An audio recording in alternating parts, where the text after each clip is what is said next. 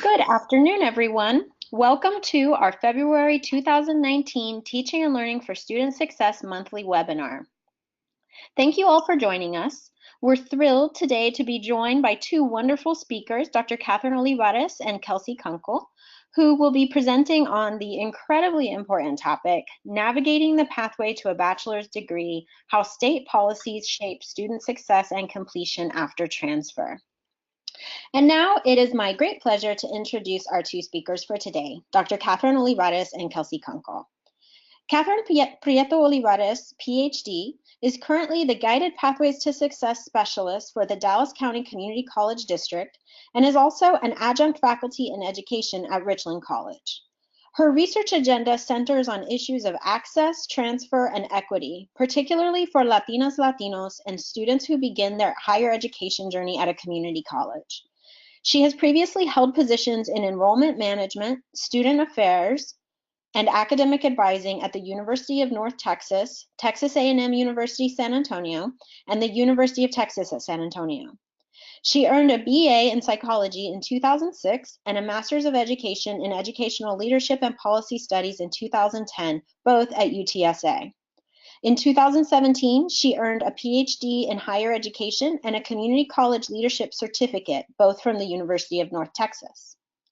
Kelsey Kunkle, Master's of Education, is currently an academic counselor and doctoral student in the higher education program at the University of North Texas. She earned a BA in Communications from the University of Maryland and a Master's of Education in College Student Personnel from Western Carolina University. Kelsey previously served as the coordinator for the Transfer Center in the Office of Orientation and Transition Programs at UNT. In her current role, Kelsey focuses specifically on transfer students, success initiatives, and partnerships for UNT's College of Science. And now, without further ado, please join me in welcoming Dr. Catherine Olivarez and Kelsey Kunkle. Hi, everyone. I hope you can hear me. Good afternoon. As Lydia introduced me, I'm Catherine Olivarez. I'm the Guided Pathway Specialist here at Dallas County Community College District. So today, Kelsey and I are going to be sharing findings from a study we began last year while Kelsey was in a different role at UNT, but we decided to kind of blend some interests together, myself, between the work that I've done on student access, success, and transfer, and then melding in some of Kelsey's interests with transfer. And you'll see on the screen that it has Nydia Sanchez still on there. Nydia is one of our other collaborators on this project with us, and so she's also very much a part of this work, and though she's not here to be on the panel with us, we still want to give her credit where credit is due in pulling together a lot of the information and the research that we've done with this particular work and study that we have. So the next slide that we have kind of gives you just an outline of what it is that we're going to be going over, specifically looking and summarizing literature on transfer policies and policies in Texas. And then we're going to go into all the specifics of the study listed here, and we'll conclude with implications for policy and practice. On the next slide, we've provided more information and existing literature on transfer pathways. So nationally, about 4 out of 5 community college students indicate the desire to transfer to complete a bachelor's degree. And both in Texas and across the US, about 15% of students who start at a community college actually do transfer to complete a bachelor's degree in a 6-year time frame. And so some of the literature that we started looking at was really about, focusing on these areas about articulation and credit transfer, and then with more information about, the effectiveness of policies that we have. So this really is about, when we talk about articulation and credit transfer, we're talking about articulation agreements, right? So how do we do things here? Particularly in the state of Texas, we don't have a Texas-wide articulation agreement. Rather, colleges, community colleges and universities are responsible for creating their own articulation agreements with each other. and doing articulation agreements in that manner. And a lot of the times the articulation agreements are not much more than legalese that says that the two institutions are going to play nice in the sandbox together. But that's not necessarily how it is at other colleges and universities across the US. But for today's presentation, since we're having more of a Texas focus, and I know a majority of the folks on the call may be from Texas, we're going to focus specifically on that.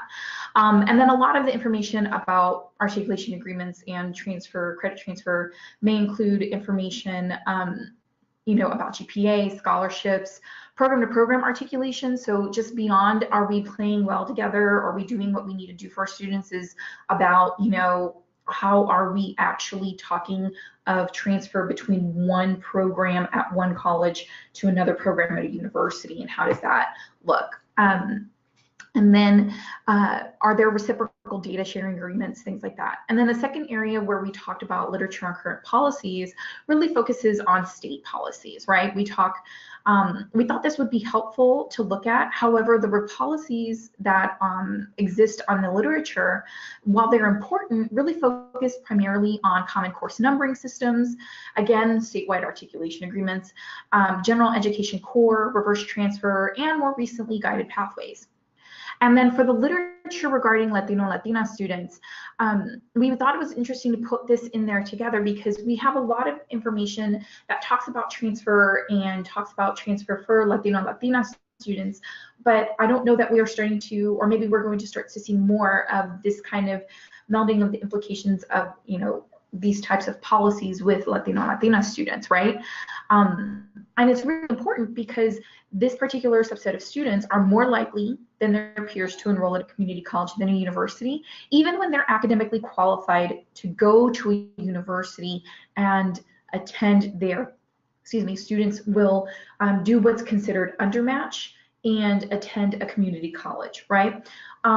And then when we look at some of the literature surrounding Latino student transfer, probably closer to 10% or less than actually do transfer to a university within an 8-year frame from a community college, which is less than some of the numbers we presented earlier. So we might not have a lot of data regarding this, but at the same time, the data we do have doesn't really show good measures going forward for this particular subset of students, right? And for Latino students, they may have all the available tools and resources to help them transfer, or know where to obtain such information. And there's more literature as well that suggests that wraparound services are really successful in aiding student transfer and making sure that students are moving towards the baccalaureate grading institution that they choose to attend to complete their studies. So there's a wide range of literature on Latina student transfer, but it doesn't really always acknowledge that policy context surrounding transfer and completion. And so on the next slide, we show the policies that exist in Texas. And for this particular slide, there's also a handout here in the webinar that is listed, and I believe it just says the CTN webinar handout. So that's our handout from us. It really provides a comprehensive definition of all of the policies in Texas. So when we were talking about policies that exist in the state, or statewide, we were really trying to think, well, beyond general core, what do we know exists in Texas? And these are some of the policies that affect the day-to-day movement of our students from one institution to the next, and sometimes really also affect their pocketbook. So looking at these 4 particular policies, we've given you in brief a summary definition there. Excess hours, if you're familiar with it, again, right now it's students cannot exceed 150 semester credit hours, which is typically 30 over their bachelor's degree requirements, and the majority, not all, but the majority of our bachelor's degree requirements here in the state are 120 semester credit hours. So students are encouraged not to do more than that, and if they do, the university will lose that state funding for that student enrollment, and then universities are able to then charge the student back not to exceed tuition that would be for an out-of-state resident in order to recoup their funds. Program of study rule is really this idea that it's required by law to have a program of study on file. So typically a major, you have to have a major by 45 semester credit hours and file a degree plan. And then the three-peat rule, so kind of along the lines with excess hours, this idea that three-peat, you can't take one class more than twice, because upon the third time of enrolling in that class, if a grade of D, F, or W were earned prior, or maybe not even, but typically you see students doing the courses over and over if a grade of D, F, or W were obtained first. And so if they enroll in a third time in the course, they're charged for that particular course by semester credit hour in excess tuition. And then the 6-drop rule. And so the 6-drop rule, students, can't drop more than 6 courses throughout pretty much their entire career. And a lot of students, kind of navigating between institutions from one community college to the next, as we'll see throughout our findings, is realizing that this carries, right? So 6-drop is your entire collegiate career from one college to the next and goes across. So those policies and how they, this was really what we were talking about that we wanted to look at in the state, because these are the types of policies that are truly having an effect on how students enroll, how students complete, and to some extent depending on the policy, how students can pay for college, right? And so the next slide really talks about our guiding question for this study. So when we were putting this together, knowing how big this could be or what it is that we were looking to do, we really just wanted to understand how these policies influence the experience of students, particularly low-income, first-generation, Latina students who begin at the community college, because we know what we know about how Latino students may or may not make it towards a 4-year institution from the community college if they start there, and knowing that these policies do follow you. And we know that students who start at a community college are more likely to also take more semester credit hours on average than students who would have started at a 4-year college. So this was particularly the subset of students that we were really focused at looking at. And so we go to the next slide. When we framed our study, we were really trying to look at it from this more critical point of view. So if you're not familiar with LatCrit or critical race theory, so we use these 5 major tenets to CRT and LatCrit to frame our research approach, our methods, and analysis. So in this slide, we've listed the 5 tenets along with how they've guided our assumptions. From the very beginning, we were all aware that race and racism are part of our everyday society, which is the first tenet. And that for us, that meant we wanted to focus on understanding the experiences of students of color. And when we decided to focus on these particular this particular group of students, we came in with the assumption that the policies may have disparate outcomes on different groups, which affects tenet 2. And that it was important for us to dig deeper into the experiences and the stories of these particular marginalized student population. We knew that by focusing on Latina student perceptions of transfer policies, that we would also need to draw from multiple areas of research, including higher education and law, to frame our work. And just as I've summarized previously, this is really an important piece to our approach to really take a collective commitment to social justice for ourselves, and knowing how this particular group may or may not be affected. And for us, that meant that the interviews were cleared up. By taking this particular approach, we cleared up student misconceptions. So after the recorder was off, we talked to them about maybe some of the misperceptions they may have had, or maybe not be clear about some of the things, or if they were actually affected by some of those policies and needed advice, we were there to provide it to them. On a side note to that, we have had a couple students follow up with us since interviewing them last year and ask us, hey, we're having some trouble with financial aid, can you help us? And we reach out to our community of colleagues at our institutions to make sure that we can continue to help those students because of the approach that we take with this. And so they have our contact information, both email and cell phone numbers, to get a hold of us.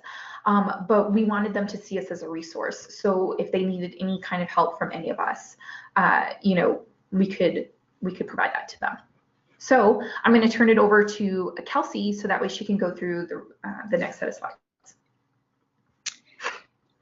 Hi, everyone. So on our next slide, we're going to discuss a little bit about the case study. So we did collect our data as a qualitative case study. And to initially do this, we got a list of about 10,000 students. And so we were able to narrow that down based off of selecting one community college from which these students we wanted them to have transferred from. And so the criteria that we provided the participants that we were looking for was that they either that they identified as Latina, Latino, or Latinx, and then they must have graduated from a high school in Texas, as well as attended a community college in Texas, and then they transferred to the university that we identified as LPRU, and that's how we referred to this institution in Texas. So as part of our data collection, that we did review the policies, so the ones that Catherine just explained, as well as the handout is available for. We also, in recruiting these students to be participants in our study, provided a demographic questionnaire, and that was just to allow us to collect a little bit more information about them, such as their age, where they attended school, if they had any familiarity with any of the policies that we were going to be asking them about, just because we wanted to have that understanding prior to actually talking with them, and then asking if they agreed to set up an interview with us. So we did have a total of 18 participants fill out the questionnaire and agree to do the interview, or I'm sorry, 10 did decline to do the interview, but 8 of them we did do the interview with. And this was a semi-structured interview. We did have prepared questions. However, we wanted to have that flexibility to be able to dig a little bit further into some of the answers that they were providing, and making sure that if they had questions for us, that they were able to ask those as well. And then we also did ask for their transcripts. We wound up not using that as much of a review as what we had initially planned, but we were able to use that to clarify some information about how many credit hours they had. I'm sure if any of you are working with students, sometimes you might know that some students are not 100% sure of how many hours they've completed or where they're at in their degree progress, and so we were able to use those to clarify. And if you can go to the next slide, please. So the perceptions of the impact and intentions of these Texas policies. We had 2 students that we were working with that actually were impacted by the excessive hours rule. And many of our students knew other students that were impacted by these policies and had heard of them, but we had 2 that were during the time of this paying that tuition that Catherine had mentioned that was almost reaching out-of-state tuition, but not quite, because they had exceeded more than 150 semester hours between their time at their community college and then at LPRU. And a lot of these students, they had started to think about these policies in ways that they were able to give us answers to some of the negative thoughts that they had about these policies. Some really did not feel like they saw any possible positive outcome that could come from these policies at all, whereas some were able to articulate some ideas of why someone might think that these policies can be beneficial for them, and really think about what their intentions behind it might be, but acknowledge that that might not be the exact outcome that was coming from these policies. Some felt that it was very harsh and really did not provide enough leniency for students who were extenuating circumstances. Whereas one student, if you can see the on the right side of the slide, we had one student, Pablo, who he actually was really in favor of these policies. He was very much in the mindset that people should not be lifetime students, and that you should pick, that these policies would force students to select majors and stick with them and finish them out in a timely manner. And I do think it's also important to note when thinking about this student, he actually was our only non-traditionally aged student, and he actually is also a veteran. And he was also able to take advantage of a couple opportunities that he was able to test out of courses due to his work experience. So his experience might be a little bit different than some of our other students that that we were working with that were having a little bit harder of a time to see some positive outcomes. However, some of them were able to really think about, okay, well, maybe if students are only allowed to drop 6 courses, it will force a student to stay engaged if they might not normally want to do that. And it would prevent students from continuously dropping courses over and over, just if there was not a significant reason of why they needed to be able to drop that. And on the next slide, we're going to discuss the impact of the students' finances and career decisions. So in regards to finances, as we know, many students who are starting at the community college are doing so for a financial reason. The classes cost significantly less at a 2-year institution than they do at a 4-year institution. So many students are coming from various backgrounds where they are really trying to better themselves, as Eliza says on the slide, and trying to get ahead. Many of our students were first generation, all but one were first generation. And are coming from families of varying socioeconomic backgrounds, but many of them from lower socioeconomic backgrounds. And so attending college is something that was made possible or more possible for them by starting out at the 2-year and then transferring to a 4-year institution. However, when students are starting to be impacted by these policies that are going to cost them more, so for example, breaching over the 150 credit hours, if you're being charged almost out-of-state tuition, that completely diverts from the original intention of attending a community college in order to save money. So thinking about these different policies in terms of also career trajectory, some of our students had discussed possibly having to change their major or drop a minor that they were intending to complete.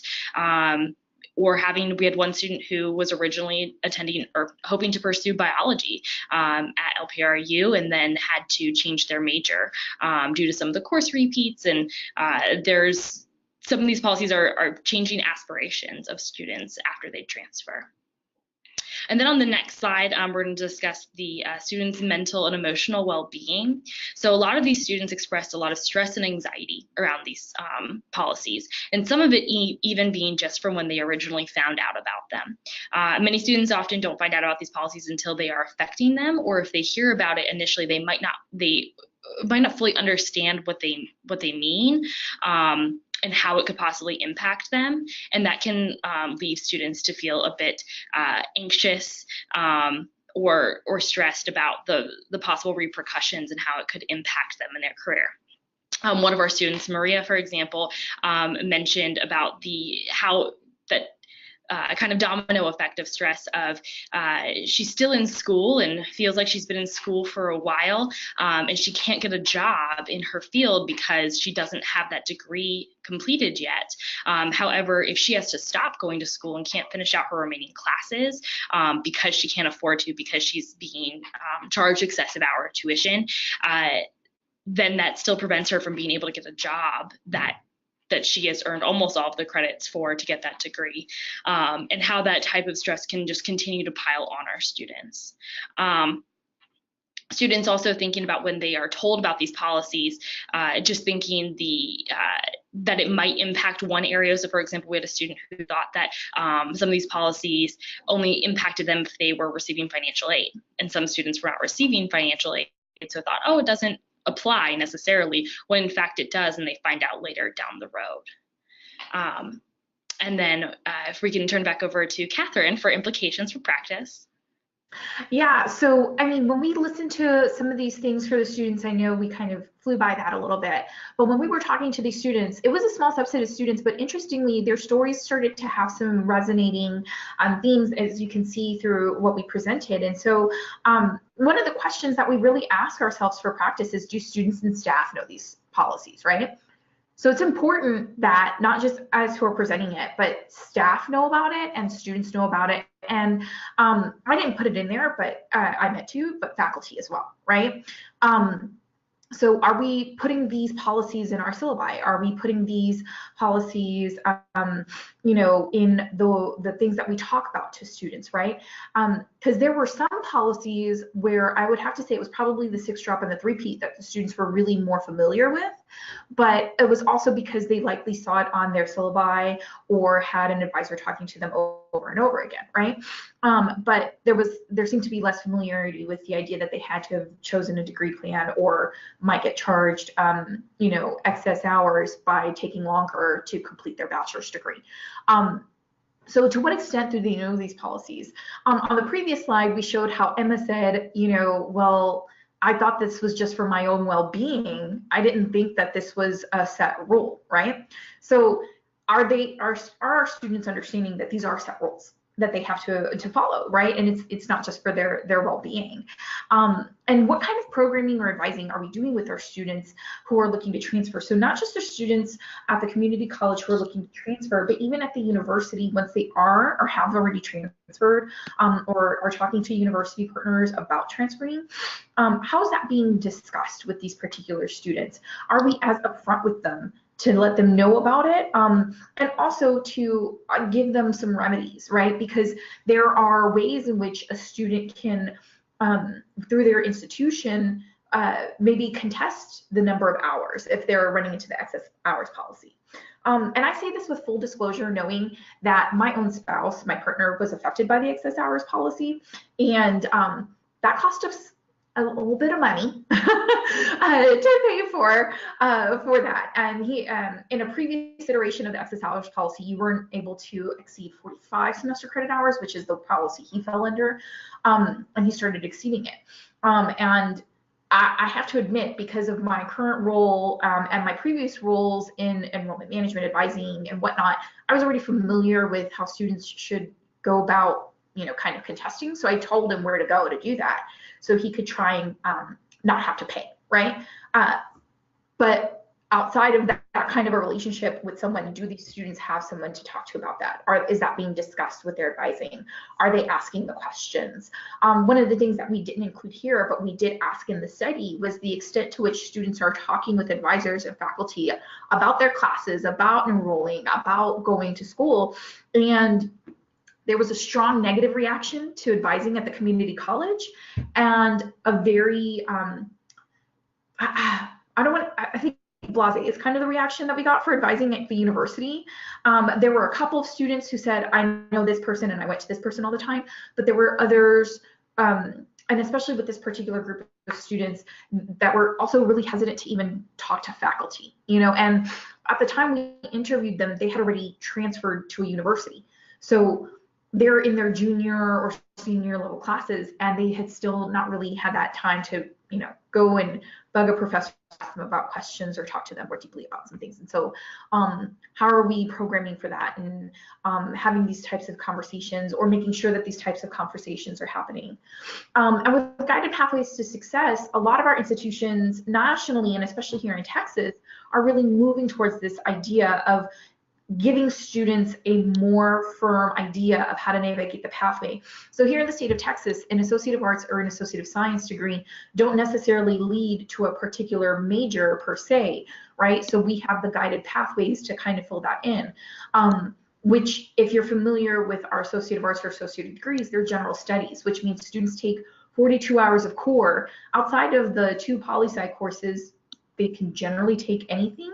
And as we've heard some of our partners across the state, including the president of Amarillo College, say, core is not the core is not the core, right? So students could be at any one particular institution taking core that may or may not apply as they go. So Guided Pathways to Success is supposed to help fill in the gaps with some of this, but knowing what our state policies are, how well can it do that, and knowing that sometimes transfer isn't always as seamless as it could be.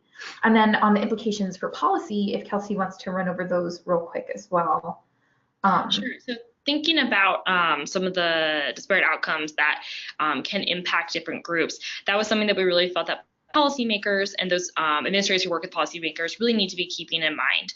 And I want to quote one of our students, Maria. She had said that when we had asked about, are there certain groups of students that might be impacted more than others, or that these particular policies might really impact, whether positively or negatively, she had said that first generation people, because they're not fully aware of all that, and that they don't have the full resources or guidance for all of these types of policies in navigating through college and navigating through paying for college and for obtaining these 4-year degrees and transferring from a community college to a 4-year. And then other students had really expressed their concerns about lack of resources available, whether that be financially as well as just to that educational capital knowledge. And that could be, for some of them, they were mentioning it was due to their first generation status, but also some of them, it was contingent upon their citizenship and the citizenship of folks within their own households, and having to navigate through that. Also thinking about our community college transfers, I think really looking at our community college transfers at some sort of a disadvantage relative to their peers who may have started at the 4-year institution. So thinking about for how changing a major, for example, can impact people, whether that can, depending on how far they are in their degree program. If they've done a full 2 years at community college and are transferring over, yes, they might be core complete. And for those who are familiar with Texas, we have the transferable core. However, if they are in either a different program or are not sure of what their major is, or they might have been planning to go to a different institution where the curriculum for that same major at a different 4-year could be really different, can make some changes and can impact the timeliness that they have towards their degree. And yes, they do have about 30 credit hours they can change, but our students who are taking more of a alternative route towards getting to a major, whether that be because they're just exploring still and unsure of what major they want to be in or what they want to do career-wise, that it can really impact them to go from having one degree plan at a community college and then trying to understand how that fits into a 4-year degree plan at the 4-year institution. And then also thinking about that intent versus impact. So we'd already discussed a little bit of what some of our students thought about the intent and then how it actually impacts students. And some of our students actually changed their initial views about that once they really understood what I'll call the fine print of some of these policies. So again, some of them had that, as Catherine mentioned, some of that base knowledge where they thought, oh, this doesn't really impact me. This might be for my own good.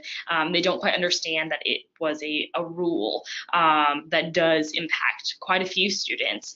And so some of these types of policies could prevent students from dropping course after course and maybe not progressing forward. Some of them had mentioned those types of things as a possible positive outcome. But really understanding and being empathetic towards the stress and anxiety it can cause students who are in some sort of an extenuating circumstance, or those who just, they change their major after a certain amount of time. This could really prevent someone from changing to a different career path that they really have found an interest in later in their academic career, but it also could, it could keep someone following a path that they might not necessarily want to be going down simply because they can't afford to change their career path at that point in time to finish out the courses that it would require. Also thinking about our articulation agreements. So there's a lot of articulation agreements in the state of Texas, and as Catherine mentioned, they're between individual institutions.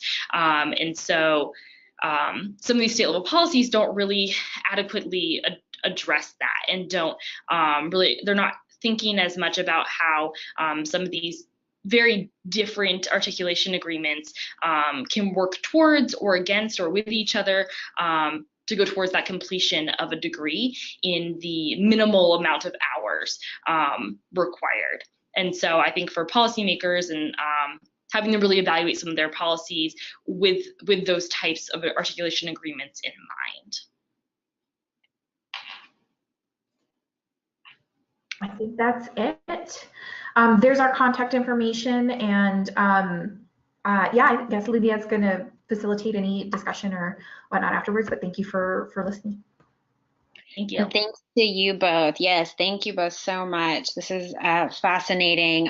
So we do want to open up for questions. I know I have a ton of questions for you, but I definitely want all of our attendees and listeners to have an opportunity to speak with you as well, either speaking from your own experience or you know, any particular questions that you might have for our presenters today. So we do have one question from Dora Elias McAllister. So her first question, oh, she doesn't have audio. Okay, so her question is, what is the why as to why students thought that a rule did not apply to them? She's looking to understand their thinking or reasoning process in that. So why students didn't believe maybe a rule would have applied to them particularly. So when talking to some of the students, they had a concept. So for example, I'm gonna use one student that we were speaking with. She had a real good concept of the 6-drop rule. And she understood how that might apply to her, right? Because it had been repeated to her over and over again. And so she's like, oh, I know, like I can't drop courses. But when we were talking about the excess hours rule, I think it's still like why they didn't understand it or think it didn't apply to them. I think it was still an abstract concept for them. Whereas it's like, oh yeah, well that's for people who take so long to do, right? So for the 2 students for whom they were already being affected by the excess hours policy, it was very real to them and financially as well.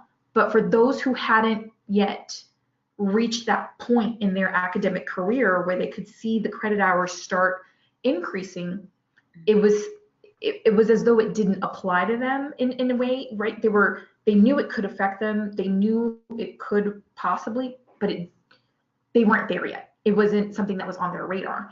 And also because for many of them, us discussing it in our interviews or after the interviews was the first time they'd heard it. So, or maybe they had heard it once upon a yonder blue moon, like somewhere down the line before, but hadn't really given it any thought. And then once we explained it to them and had that kind of deeper level conversation, it was like, oh, okay, well, I've never really thought about it like that. Mm-hmm. So I don't know if Kelsey wants to add to that. No, I think you covered that. I think with some students also, there are so many policies and rules that they're being told about. Those can be on university level, department level, state level. And I think as I know it's hard enough for a lot of staff members to keep track of all of these policies. So even then thinking about for a student, especially a student who might be coming from a first generation family, that's a lot to keep track of and a lot to understand. And so your brain can only hold so much that, as Catherine mentioned, the policies that might not be affecting you right then and now might just kind of go to the back of your mind and not necessarily seem like a real thing to be concerned about at that point. And I also wonder how much that same logic applies, at the classroom level, at the institutional level. I mean, I just know as a community college faculty member, we always have the 3-peat and 6-drop rule on the boilerplate syllabus, but excess hours and declaring a major, that's not required, or it hasn't been at institutions where I've taught necessarily. And so I just wonder how much it's like, well, that's not applicable to us on, the freshman community college side or, in those types of classes.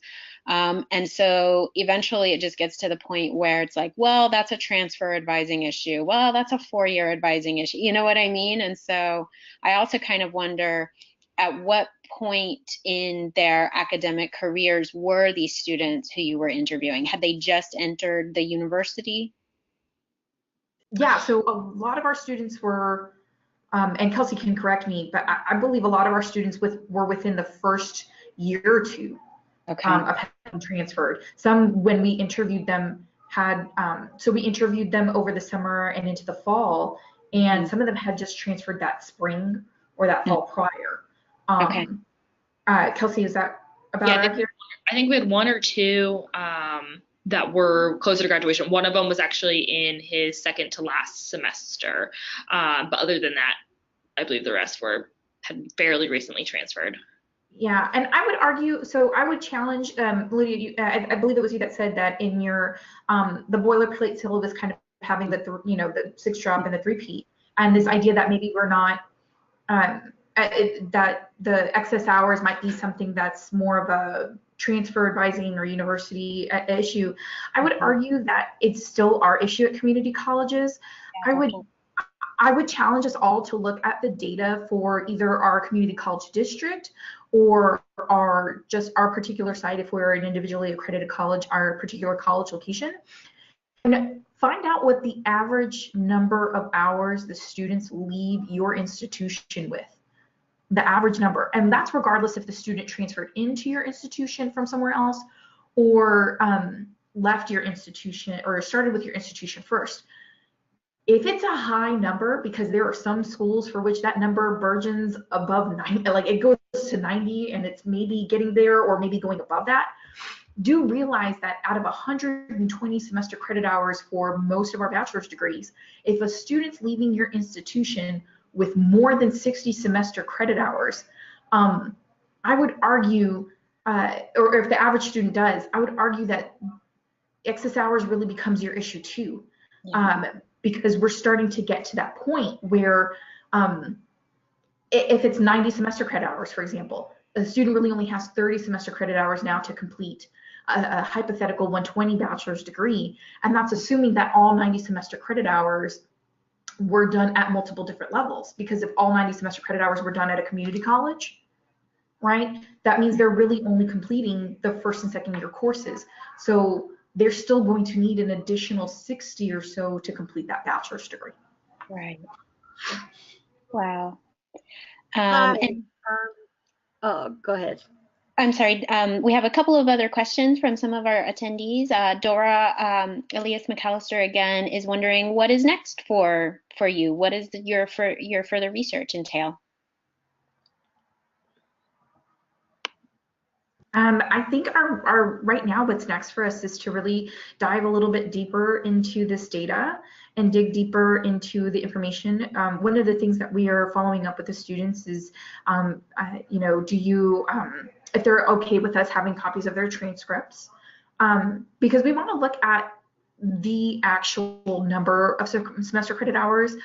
Both Kelsey and I have a background in advising and looking at transcripts and being able to do degree audit. So being able to kind of hand code that and see what that looks like for a lot of these students, and really also give them that feedback too. You know, as we mentioned earlier, we do have a social justice component to all of our interviewing techniques and the ways in which we work with our students. So if we see that they're coming close to being affected by a policy, we are going to let them know and give them the resources and the avenues in which to combat that, right, or try to fight against it.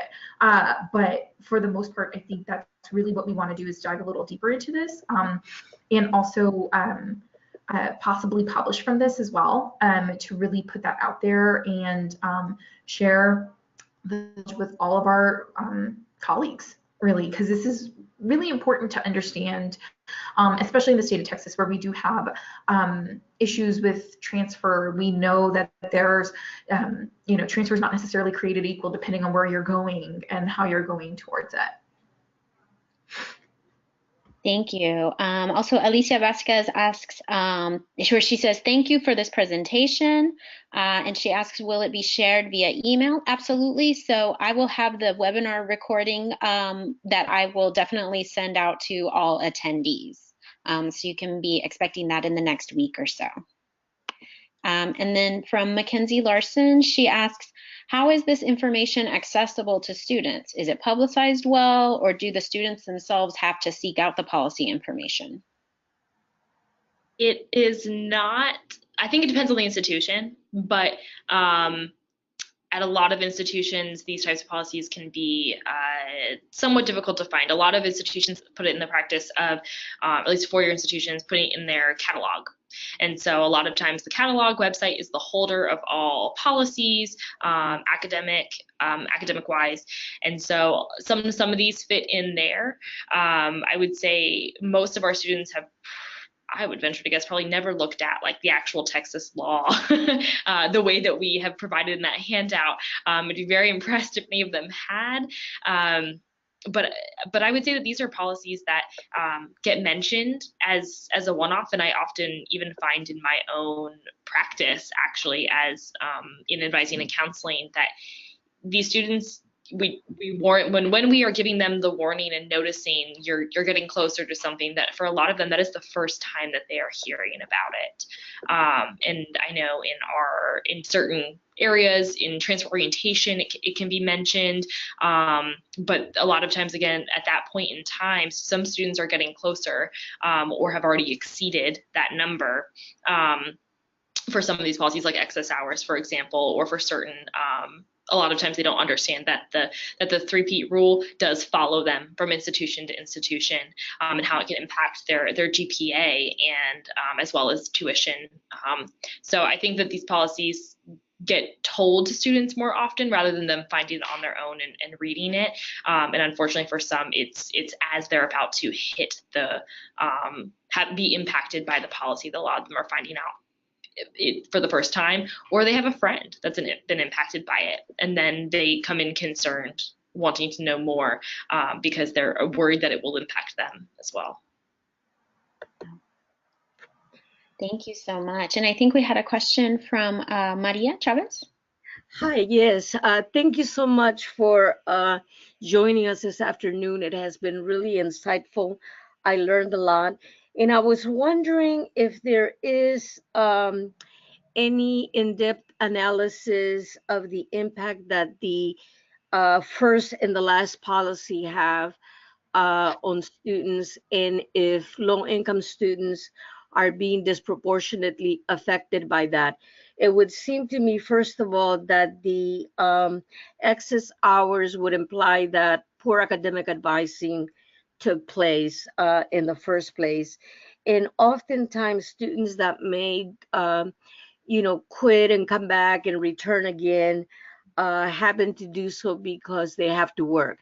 Usually it's based on financial reasons. So I'm wondering if it's unintentionally having an impact on this group more so than others.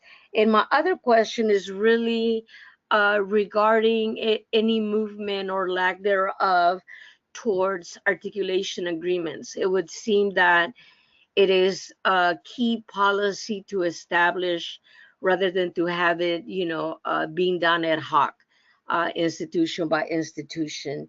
And I wonder if your research gave you any insight regarding that as well. So I can speak as far as the impact on this particular group of students.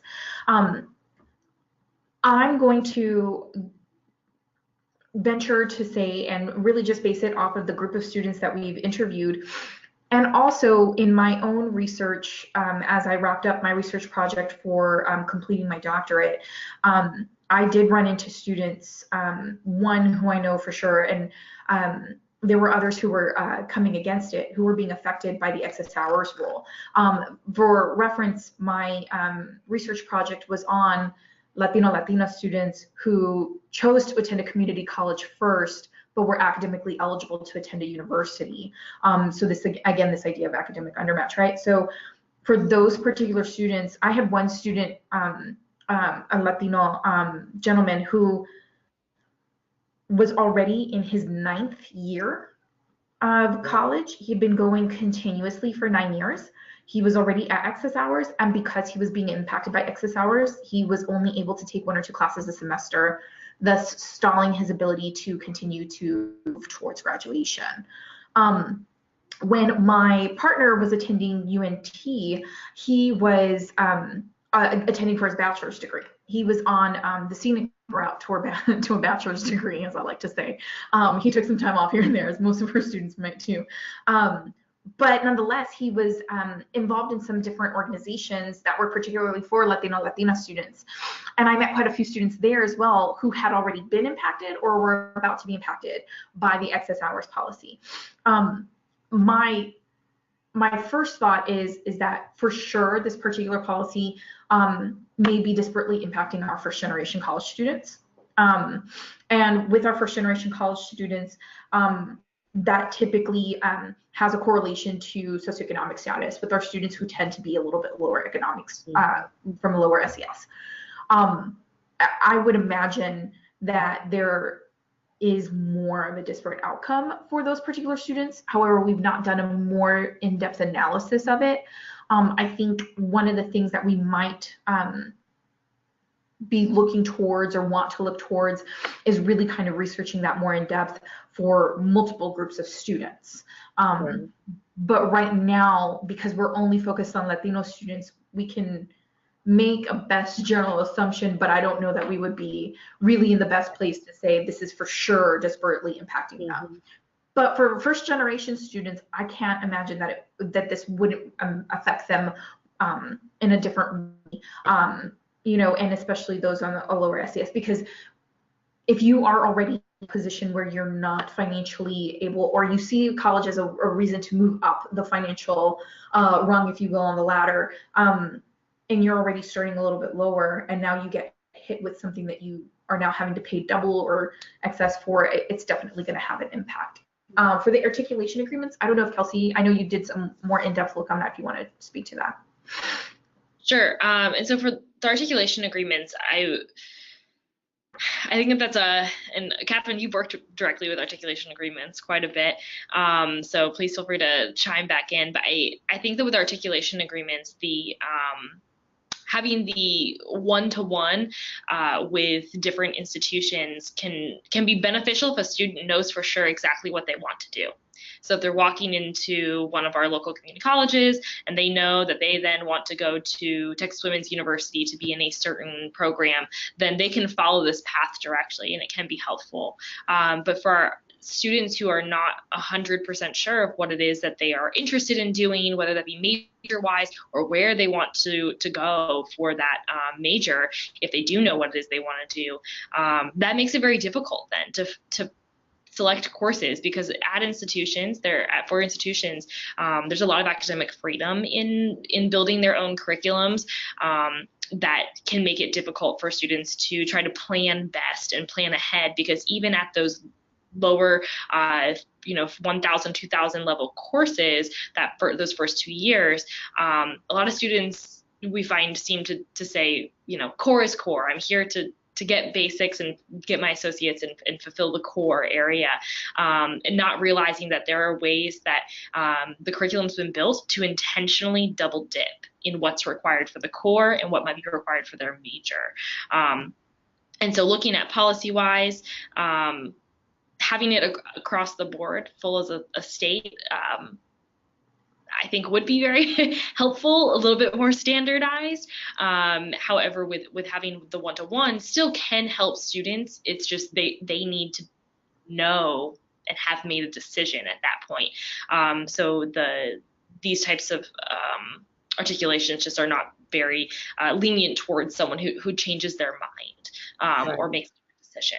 I would also add that articulation agreements done ad hoc between institutions can also, again, it can be helpful if it's really specifying these program to program nuances that exist, right? So being able to say, yes, if you take this course, we'll substitute it for X here and make this work for you. But also the issues that we run into that when it's done ad hoc between institutions is that we often find that while a lot of us love our jobs, not all of us are going to stay in them for 20, 30, 40, 50, 60 years for the whole existence of of that particular agreement, right? There are people who do, and kudos, but there are people who aren't there and who might even stay with an institution but move into a new role. Right. And so you're not in that previous role where you were over the articulation agreements or what have you. And so sometimes what we find is that with new persons come new expectations about what articulates to an institution and what doesn't.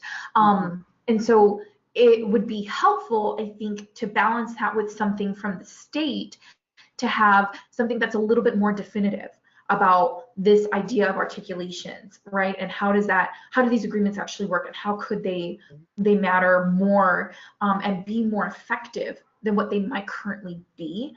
And so again, it has its uses for the ad hoc nature, but at the same time, if an articulation agreement amounts to little more than legally saying, we're going to play nice together and we'll take your students, and you know what, we'll offer scholarships to those who have above this GPA. If it's not much more than that, I think we really have to, it begs the question of asking, is this beneficial to us? And how do we continue to find ways that makes it not just more beneficial to us in our institutions, but even to our neighboring institutions as well, so that way we can ensure that all of our students are successful, especially with the 60 by 30 goal. Excellent. Thank you. I appreciate it. Absolutely. And thank you both so much. This has been really, as Dr. Chavez said, insightful, really enlightening. I just wanted to remind all attendees that, as Catherine mentioned, there are a couple of handouts. There is, if you want to download these, and these will also be available on the Catch the Next webinar website when we put up the recording, and we'll put up the slideshow. We'll also put up both of these handouts. So the one that says CTN webinar handout is the one with the definitions of the state policies that were referenced in the presentation. And then we also put in a report that came from the Texas Higher Education Coordinating Board, came out last October. That's a study on best practices in credit transfer. So you can definitely download both of those from the handout section of your control panel. And just please join me in thanking, again, Dr. Catherine Olivarez and Kelsey Kunkle for your amazing presentation. Thank you both so much. Thank you for having us. Yeah.